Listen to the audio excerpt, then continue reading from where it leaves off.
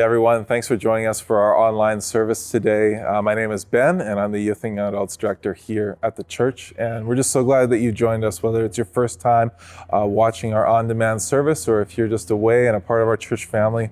We're just so glad that you continue to participate and celebrate God alongside us as a church. If you are one of those newer people and this is maybe your first few times watching our service, I'd invite you to head over to our website, southridgefellowship.ca, and there's kind of two things I want to direct you to there. First thing is a Connect card, and if you fill that out, it just begins a conversation into community with our church and to get a bit of a better understanding about who we are, what we do, why we do it. And the other thing is just that on our website, everything about us as a church outside of this service is on there for you to engage in.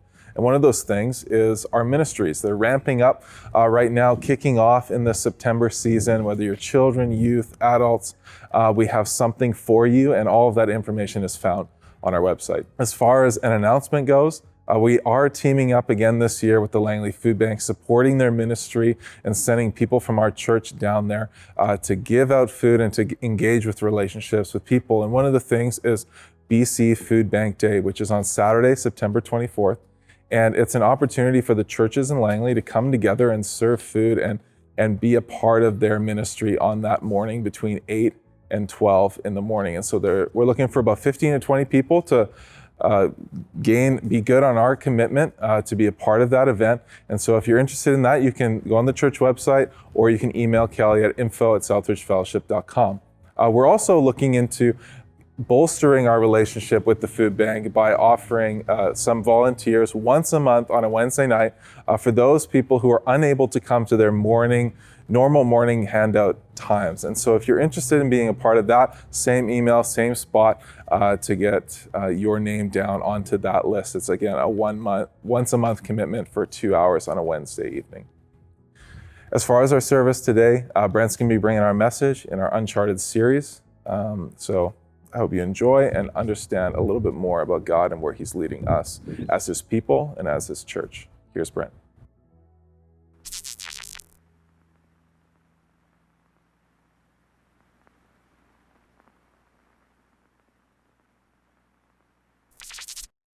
A few months ago, Pam and I and Kieran ended up watching a movie, and the movie was called Uncharted. And if you haven't seen it, it really is kind of this action adventure movie that is like a historical treasure hunt, where the main characters find clues and that leads them to a treasure and yada, yada, yada. There's bad guys and all that fun stuff. And you know what? It was an entertaining couple of hours to watch. And the reason I bring it up is not that I'm recommended you go and watch the movie, which you can, but the reason I bring it up is the title of the movie kind of grabbed my attention, Uncharted. Like just that title alone kind of gives you this idea that things are adventurous, that there's this unknown, there's this wildness, this life that most of us don't even know, but we wish we could step into. The dictionary definition, literally, of uncharted refers to geography, right? It refers to an area that hasn't been mapped or surveyed. And so like it's a place that no one has gone before. That's the idea. And so basically it means that if something's uncharted, you can't just call up Siri. You can't just go, hey, Google, give me the directions to. There are no directions. You're on your own, right? Like it is you and what's before you. That's it. That's Uncharted. And Uncharted also gives us kind of this little bit of feeling where when we talk about going into the uncharted, it's like venturing into something that is unfamiliar, even unknown. And when we talk about that, it's like there's a bit of scariness, there's a bit of curiosity, there's a lot of what we wish we could know, like we want to go into this, we think, right? And in many ways, when you stop and think about it, life is really this grand adventure into the uncharted. Our parents, mentors, people older than us can tell us about what life is going to be like. They can be models for us about how to live our life. But here's the reality of it. They can give you as much direction and much advice as they want, but only you can live your own life. Only you can navigate the path before you. I mean, until you experience what it is like to fall in love, you don't know. Until you are in a marriage and you have to make it work, you don't know. I mean, people can talk to you about it, but until you experience it, you really don't know. And so in many of our own experiences in life, the way we live life is uncharted. Like, you don't know what it's like to sit down and do a job interview until you do it. You don't know what it's like to have to live on your own and support yourself until what? You do it, right? So that's kind of like our lives are uncharted. And no matter how good our parents are, no matter how good of mentors we have, life really is uncharted. We have to step out into the unknown. We have to experience it ourselves. We have to live it ourselves, which I think, if we're honest, oftentimes that scares us. It is scary to step into the unknown. It is scary to step into the uncharted. And we would much rather live in the familiar. We would much rather live with what we're comfortable in, right? Because the familiar is comfortable. And I think this in part explains some of our difficulty over the last couple of years. Like, no one had ever lived through a pandemic, and yet we were all forced to do it.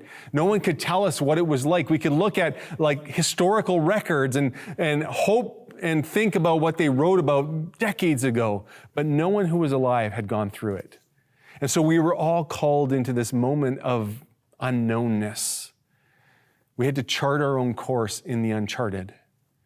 And we did it. We did it. We all jumped into it. We had to step into the unknown together, and we did it. But then guess what? We actually got used to it. How did it feel when you were allowed to go back into a grocery store and you didn't have to wear your mask anymore? It felt uncomfortable, didn't it? I mean, I didn't want to wear my mask, but those first few times of actually not wearing it and others still wearing it, in the store, made me feel a little uncomfortable. Like, it was weird. Like, I don't know how to interact with this, right? It was weird to go into that. And so it was like every time we go into something new, even if it's going back to something we knew before, it is uncomfortable. And here's the other thing. When we launch into the uncharted, when we go into the unknown, especially when we're first starting at it, the pull is always to go back to what we've just left, right? So when you're just starting into that uncharted space, that uncharted area of our life, we use phrases like, I wish we could go back to normal life, or I wish we could go back to how we used to live. I mean, even now, we use that phrase for like pre-2020, right? I wish we could go back to when it was like that. Or remember when it was like that? Those are all signs that we're living in an uncharted environment because we're pulling back on what we used to do, what we felt comfortable with. I mean, we're still living in an era where we're having supply chain issues. Like Pam and I, returning from Greece, the missions trip from Greece, we had a layover in an airport in Montreal, and we were eating lunch, and I've never had this happen to me before. The server came to us, served our meal, and they had some syrup with it, right, for what we were eating, and they were in packets, and he said to us, hey, if you have any unused syrup packets, can you give them back to me, because we're running short. Like, in 2019, you would never have a server come to you and say, hey, whatever packets you don't use, give them back to me, right? We would just throw them out. We would leave them on our plate. They would clear the table and throw it out. Like, times have changed. It's a weird life we are living on some level, isn't it? We want to go back to the familiar because when we're in the familiar, we are in the comfortable. What do you do to maintain that presence of comfortability in your life? I have a bad habit of keeping clothes past their expiration date. You know, like sometimes the collars on my shirt are a little bit ragged. They really should be thrown out. And I remember when I got married, I had a pair of sweatpants from Trinity Western, and they had a big TWU on my butt. You know, like this was like the first time that clothing came out with like lettering on your butt. And I had a pair of that. And I remember like 10 years after we were married, I still had those sweatpants because they felt comfortable, even though they had a few holes in them. They were a little ratty, and Pam goes, Brent, you know, it's really time to move on, get rid of that. But there are things in our life that make us feel comfortable, like those ratty sweatpants, and we want to hold on to them. We don't necessarily want to go into the unchartedness of life. But here's the truth. You can't really live life without venturing into the uncharted. And so right now I want to look at two stories out of the Bible that I think help us understand what it takes to live life in the uncharted, to live life when we might be scared, when we have to step into the unknown. And it's two stories of the nation of Israel. And the first one I want to look at is in Numbers chapter 13. And I'm going to title this style of living called wilderness living. And when we are in wilderness living, you know, the Israelites were called to go into the promised land. They were called to go into the uncharted. So let me just read the first couple of verses of Numbers 13. The Lord said to Moses, send some men to explore the land of Canaan, which I am given to the Israelites. From each ancestral tribe, send one of its leaders. So at the Lord's command, Moses sent them out from the desert of Paran. All of them were leaders of the Israelites. And then it goes on to list their names. So just kind of give you a context. The nation of Israel had been slaves in Egypt, and God had rescued them miraculously out of Egypt. And they had crossed through Egypt, through the Red Sea. God had divided it, and now they had gone through some desert, and they were just about to the promised land, the land that God had promised their ancestors. And so they're sitting there ready to go up in it, and they send the spies because they had never gone that way before. Right? I think about this, like Abraham and Isaac and Jacob and even Joseph had lived in the promised land. But now it's 400 years later. There's no one alive that had lived there. And so they are being asked to go into this place where they had never been. And so, you know, using good leadership, they send the spies into the land to figure out what the land looks like. And they go in, and then the spies come back, and this is what they say. And this is found in verse 26 of Numbers 13. They came back to Moses and Aaron and the whole Israelite community at Kadesh in the desert of Paran. There they reported to them and to the whole assembly and showed them the fruit of the land. They had brought back like grapes and all sorts of things to show the people. They gave Moses this account. We went into the land to which you sent us, and it does flow with milk and honey. Here is the fruit. And then there's this word, but. But the people who live there are powerful, and the cities are fortified and very large. We saw descendants of Anak there, giants basically. The Amalekites live in the Negev, the Hittites, the Jebusites, the Amorites live in the hill country, and the Canaanites live near the sea and along the Jordan. Wow. What a report, eh? Like they start off glowing about how good the land is, and then you hit verse 28 and that but and everything that follows after that but. Powerful people, fortified cities, large cities, tall people, lots of people. You see, the psychologists call this, what happened here, the power of bad. And what psychologists say is that, simply put, our brains are wired to give more importance to negative events than to positive events. And so bad events influence our decision-making more than positive ones do. That means no matter how much we want to succeed, avoiding bad events can easily become our primary goal. And so you have here this fear of the unknown, and it causes these spies to focus on the negative of what they saw, and they can't even look at the positive. And so 10 of the 12 spies that go into this land let fear rule their lives, and they convince the rest of the nation, the rest of the people, that stepping into God's promised land for them was too risky, and it wasn't worth it. And you see this in chapter 14. Here's one of the things I just want to point out to you. Leaving the desert is harder than you think it is. Leaving the desert is harder than you think it is. Like, we know the desert's not a great place to be. Like, when you think of the comparison, they were in the desert, hot, living in tents, and they're looking at a land that was flowing with their term milk and honey. It was abundance there. There was food. It was an amazing place to live. And you'd think that comparing the two, that it would be an easy choice. But it wasn't. Because sometimes, no matter how bad it is, people will often choose the charted course over the uncharted. They will choose what I know to what could be, or the unknown.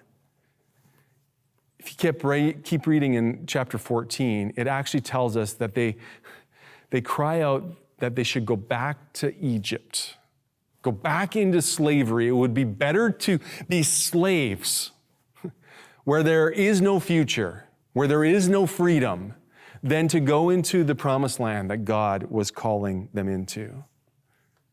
I mean, before we judge the Israelites too much, sometimes we are in the same position. We are in the wilderness. We're in a desert.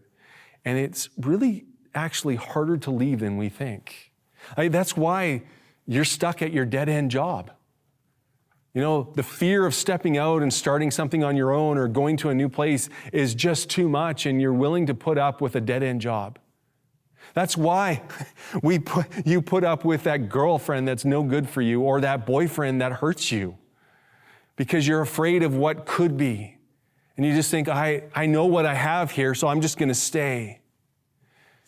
That's why we don't face some of the hurts of our childhood. We don't work through that, because I know how to live my life right now. Why would I want to open all that stuff up? So we are content to stay in the desert. You know, given the choice, most of us would go back to Egypt. It's hard to move from the familiar to the unfamiliar. And here's the thing, if you know the story, then you know the result. God grants them their wish. He sends them back into the desert. He doesn't send them back to Egypt, because I think, you know what? I think that's partly why he led them through the Red Sea, right? He opened it up, they got through, closed it. They can't go back to Egypt, or they would have. But they end up wandering the desert for the next 40 years. An entire generation dies before God tries again to bring the nation of Israel into the promised land. Did you get that? An entire generation misses out on the blessings that God wanted to give them because they were unwilling to step into an uncharted territory and trust God to take them into that territory. In Numbers 14, verse 9, the two spies that were not afraid to go in plead with the nations, plead with the leaders. And it says this in verse 9, and this is Caleb and Joshua. If the Lord is pleased with us, he will lead us into the land, a land flowing with milk and honey, and will give it to us. Sorry, that's verse 8. And verse 9, only do not rebel against the Lord, and do not be afraid of the people of the land, because we will devour them. Their protection is gone, but the Lord is with us. Do not be afraid of them. They could see that God was with them. And even though they were in the wilderness, they were not alone. God was with them. I don't know how, but it seems that somehow the nation of Israel had forgotten that God was with them. I mean, these are the people that witnessed the plagues in Egypt. These were the people that witnessed the parting of the Red Sea. These are the people who had the pillar of fire at night and the cloud of God go with them and lead them during the day. These are the people that God provided manna, and God provided, quails to eat in the desert, in the wilderness. And so every single day they saw God's provision for them. And yet, even though that was true, they somehow could not believe that God could be trusted to take them into the promised land, to take them into the uncharted space of life, to take them into the unknown. What wilderness are you living in right now? Like, are some of you still living in a COVID wilderness where you're not engaging as you should, or you've had effects from COVID that are still lasting in your life, and maybe it's causing some fear in you, and you're not willing to step into what you know you should, what God might even be calling you into. Maybe it's a family wilderness, right? Like something's going on in your family, and you know it's not healthy, you know it's not good, but you're not willing to engage in it. Or maybe you're in, a wilderness caused by bad health or poor health or something that's rocked your world, and you just feel like you're all alone. Or maybe you're in a spiritual wilderness. You know that how you are living isn't the way it should be. You see, one of the things about wilderness living, it is a day-to-day sort of existence. That's what the Israelites were, reduced to. Daily, they would go out and collect the manna. Daily, they would get the quail. That's all they had to look forward to, right? I mean, they were supposed to be looking forward to going into the promised land, but then their fear takes that away from them. I mean, are you just living your life collecting paycheck by paycheck, and all you get excited about is, a few hours on the weekend?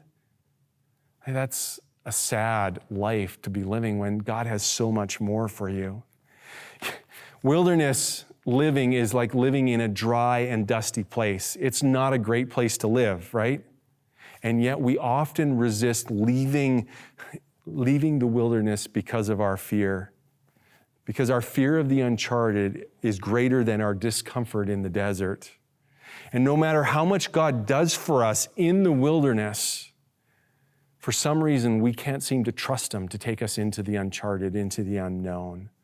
And we're a lot more like the Israelites than we really want to admit. And unfortunately, for some of you who are listening to this, it is the next generation that is going to step into what God wants for your family. It is your kids that God is going to call into the uncharted because you are unwilling to go. Be brave enough to break the cycle. Step into the unknown. Step into the uncharted that God is calling you to. You see, the kids learn the lesson and they end up going into the promised land. And then the nation of Israel gives us another example, but this is like 800 years later.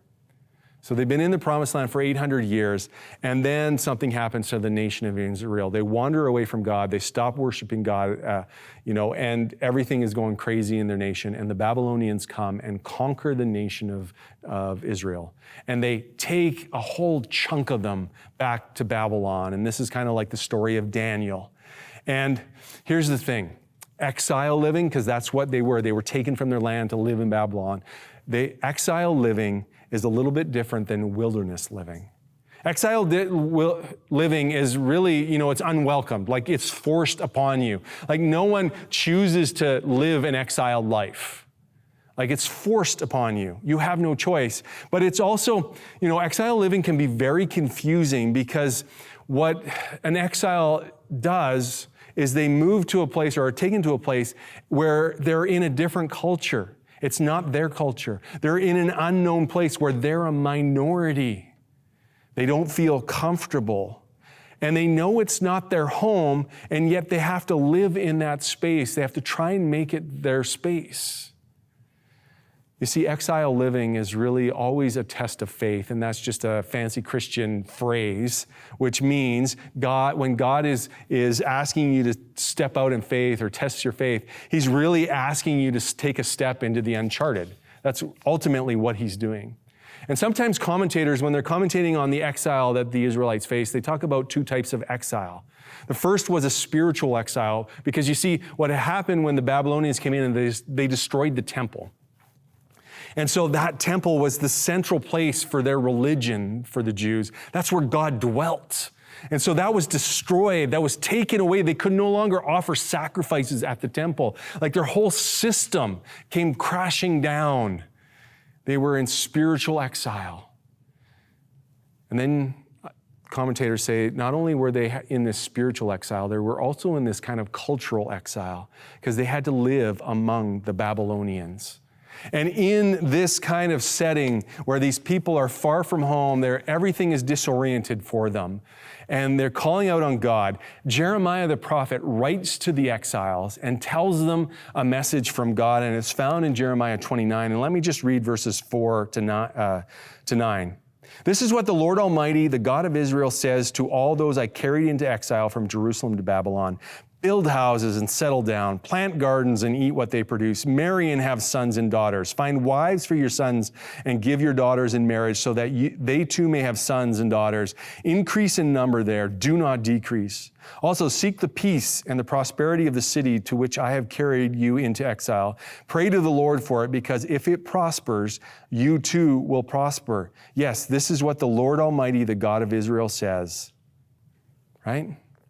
He tells them to go into this land and live. This is crazy, right? They've been carried away. They've been conquered. And what does God tell them to do?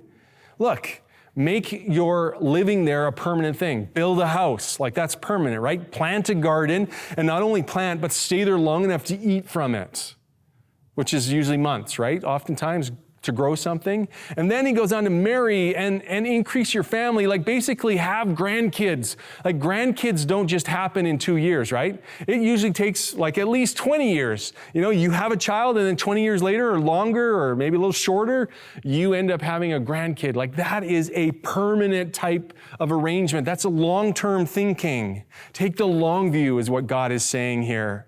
And then there's this shocking verse in verse 7, and every time I read it, I'm just shocked that this is what God tells them to do. Seek the peace and prosperity of the city to which I have carried you into exile. You know what God is saying there? Other translations say, seek the welfare of the city. This is almost an outrageous command. Like, these people have been conquered, treated really poorly, really badly, forcibly moved from their homes to this new location. And God is telling them, look, be a blessing to these people who've conquered you. Be a blessing to them. You know what? Even though they have radically different values, even though the culture is very different, even though they worship Satan, even though their culture is overly sexual and hedonistic, you're there to bless the culture. You see, wilderness living, you know you shouldn't be living that way, right? Like, there's something that God has for us that's better. But exile living is knowing that you have to live in a place that is not your home. That's what exile living is. And if you know your Bible at all, you know that the story of the Bible is this story of exile for us. It starts in Genesis when Adam and Eve sin and they're exiled from God's presence, because we were created to be at home with God. That's why we are often unhappy with this life. We're often searching because there is something missing if we don't have God in our life. And so Adam and Eve are exiled because of sin, and we are exiled because of our sin from God. That's the story of the Bible. But it doesn't end there, right? Because God, in His mercy and His grace, gives us hope, and He provides a way for us to come out of that exile through Jesus. So God sends His Son to die for us, to live on this earth, to die for us because He was the sacrifice. And in His death and resurrection, the possibility of ending the exile actually happens. His death allows us to come out of a spiritual wilderness, basically into a promised land. And so that is the great news of the gospel, right? And if you think this exile thing is only an Old Testament thing, then you need to just continue reading into the New Testament. Peter, one of the closest disciples to Jesus, writes in 1 Peter chapter 1, he starts his letter by saying, hey, to God's elect, exiles is the language he uses, scattered throughout the provinces. He goes on in the next chapter to say, hey, dear friends, I urge you as foreigners and exiles. He views the Christians, the church, in his time as exiles. Paul will use a slightly different language in Philippians chapter 3 when he talks about our citizenship is in heaven, meaning that our home is not here, it's actually somewhere else. And so you have this idea and this understanding that the early church leaders believed that we were exiles here, that this wasn't our home, and this creates a tension. You see, what the tension is when you're living in exile, there's a tension to either want to retreat from the culture, like hunker down, huddle up, and just be on our own and not pay attention to the culture out there. Or the other side, the flip side of that, is that we assimilate with the culture and we become like the culture, even though we're supposed to be exiles there. And yet God's message to the Jewish people in exile in Babylon, same message, I think, to us as Christians in the world that we live in. You're neither supposed to retreat, nor are you supposed to assimilate. You're supposed to engage with where you're living, but always remember that that is not your home. And I wonder sometimes if we're just confused. You know, God calls us to live as exiles. So God calls us out of wilderness living, right? Out of sin, but not into the promised land like the Israelites of the Old Testament. As much as we'd want to be in the promised land, he calls us into exile living because this is not our home. We are truly not home until Jesus comes back. God calls us into exile living, not promised land living in some senses. And I think because we live in such a highly developed nation and things are so nice here, I think sometimes we can get confused and believe that God is calling us into some sort of promised land living right now. And so we end up often assimilating with our culture and pursuing the good life, thing we looked at last week here. And, and it becomes a form of promised land living. And all the while, yes, Jesus has allowed us to enter spiritually into the promised land, but we would rather have the cultural promised land. We want to look like everyone else in our culture. We want to have the benefits of everything else in our culture. And yet God calls us to live as exiles here. So what does exile living actually look like? I think it's really like our vision statement. As we follow Jesus daily, as we follow where Jesus leads us, down the narrow path, which we've talked about a lot here at SouthRidge, what that looks like, we will intentionally take risks to bravely live outward. Meaning that we will be intentional in blessing where we live, the people we live, the communities we live in. You see, God is calling us into this uncharted space. And as we follow Jesus, Jesus doesn't ask us to retreat from our culture. He doesn't ask us to fear our world. He doesn't ask us to assimilate with us. He asks us to be lights in our world, to shine brightly and to, be witnesses to others, to help people out of the spiritual wilderness of sin, to help them understand that this isn't our home and that God has something way better for us, to help people find the hope that they can only find in Jesus so that their spiritual exile from God can be finished.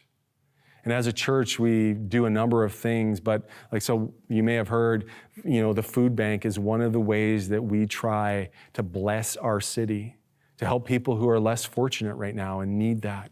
We provide community funerals for people who need it at no cost. That is a way of, blessing our community. Our childcare center, Brave Spaces, blesses families from our community. That's why we started a childcare center here at the church. There's so many other things that we do that God calls us as a church to do because we are trying to bless the city that we live in. I'm going to read you some verses that you may have heard before. They're actually fairly well known. And I'll tell you where they are after I read them. But this is what it says. It says, "For I know the plans I have for you." Some of you already know what I'm saying, right? Declares the Lord, plans to prosper you and not to harm you, plans to give you hope and a future. Then you will call on me and come and pray, and I will listen to you. You will seek me and find me when you seek me with all your hearts.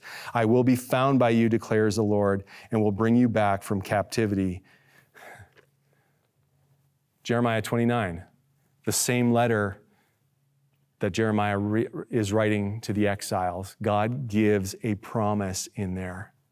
And you see, the problem with these verses is that people often use them out of context.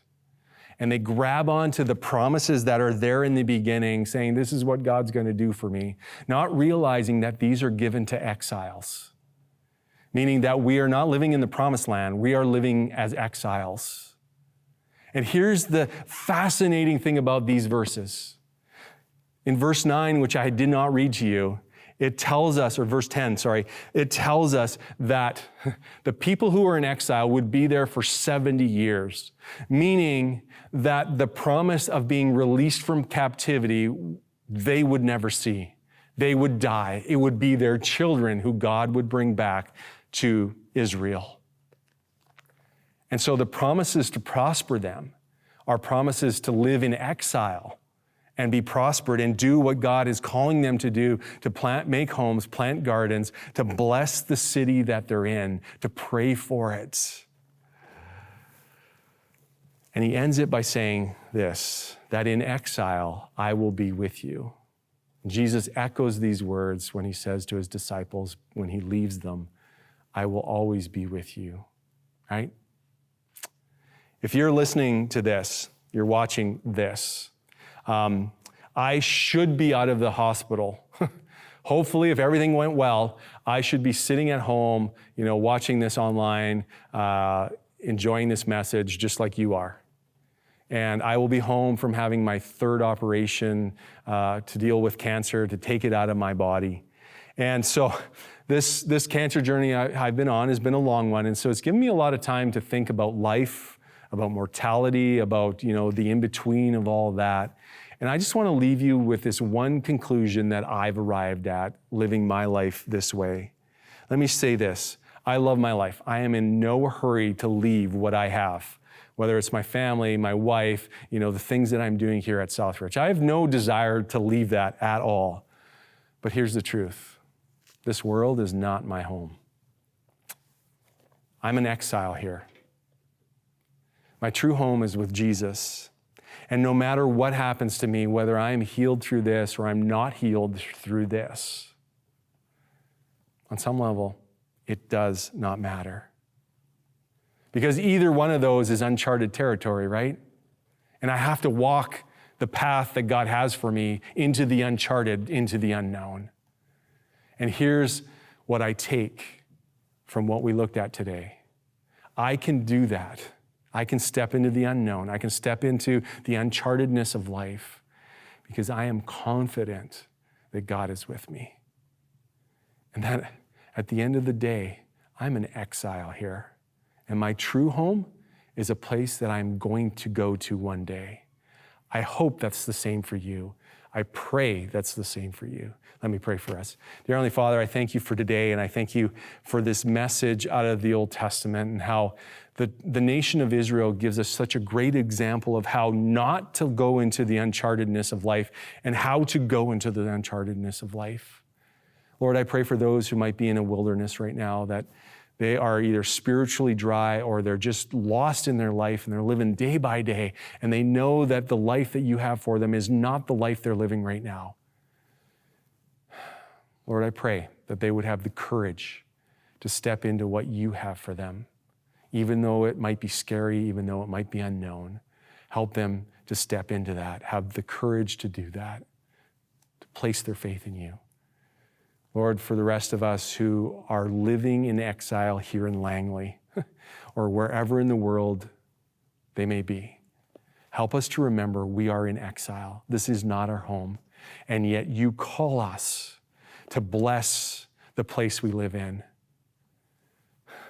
Lord, help us as a church to live out our vision of following you daily and intentionally taking risks to bravely live outward so that we can bless this world that you still have us living in. In Jesus' name, amen. Thank you so much for joining us for our service today. I hope and pray that God impacted you in a significant way and you understood a little bit more about him and how he sees you and the world around you. As we continue on, there's going to be some questions on the screen that you can engage with, either on your own or the people that you're watching with, just to take a little bit of a deeper dive into the passages and ideas that Brent's talked about today. I hope you have a great week, and I'll see you again next week.